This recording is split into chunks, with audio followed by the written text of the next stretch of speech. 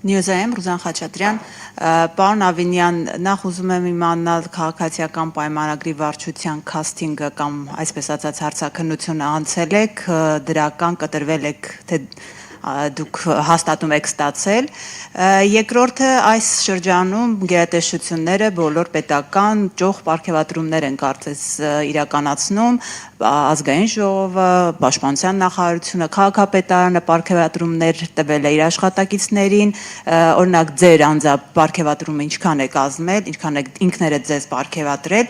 եւ եկեղեցու հետ կապված, պարոն Ավինյան, ձեր դիտարկումները հարցեր են առաջացնում, դուք ասում եք, օրինակ ներսից այո պետք է բարենորոգել եկեղեցին, բայց մենք տեսնում ենք լրիվ հակառակը նաեւ, որ իշխանությունն է խառնվում եկեղեցու հարցերին եւ իշխանությունն է որոշում, թե ինչպես պետք է բարենորոգվի եկեղեցին։ Օրինակ վերջին մայրաթոռի,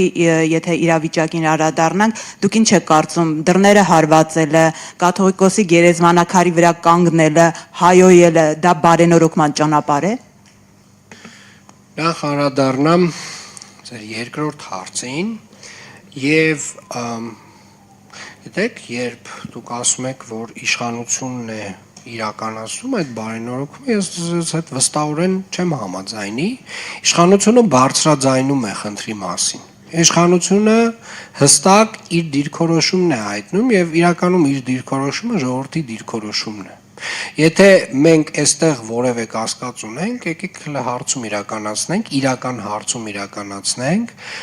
որպեսզի հասկանանք արդյոք այն ինչը որ տեղի ա ունեցել վերջին տարիներին մեր եկեղեցու հետ կապված, մեր եկեղեցականների հետ կապված են բացահայտումները, որոնք որ տեղի են ունեցել, այն հայտարարությունները քաղաքական, որ եկեղեցականները տարբեր ժամանակներում արել են, այս կամ այն մոտիվացիայից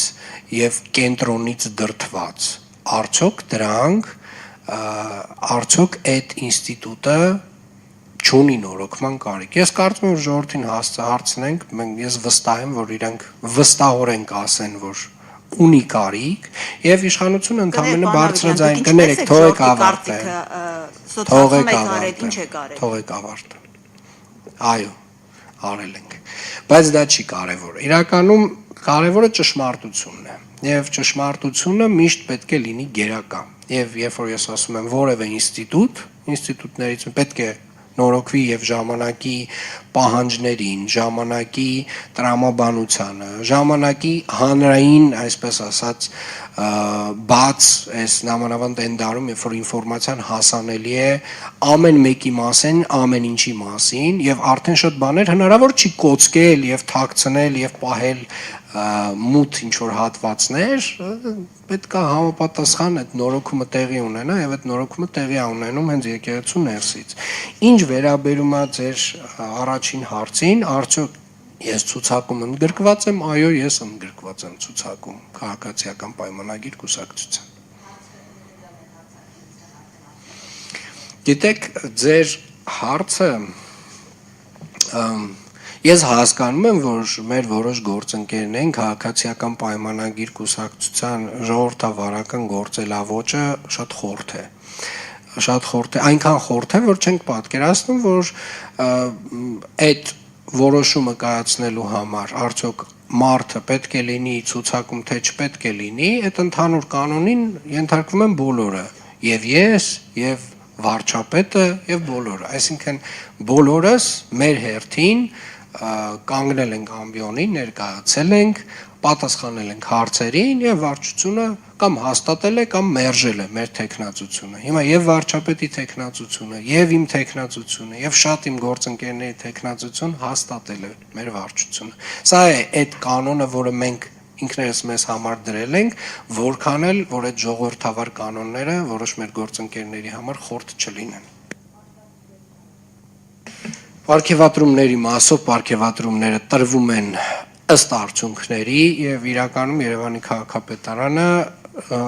իր նախանշած արդյունքներից շատ բաներ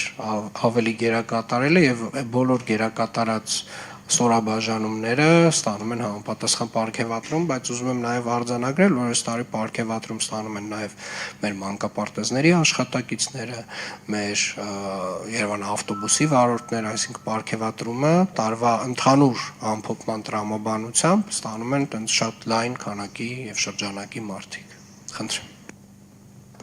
Էմմա Մարտիրոսյան, Մեդիահաբ։ Պարոն Ավինյան,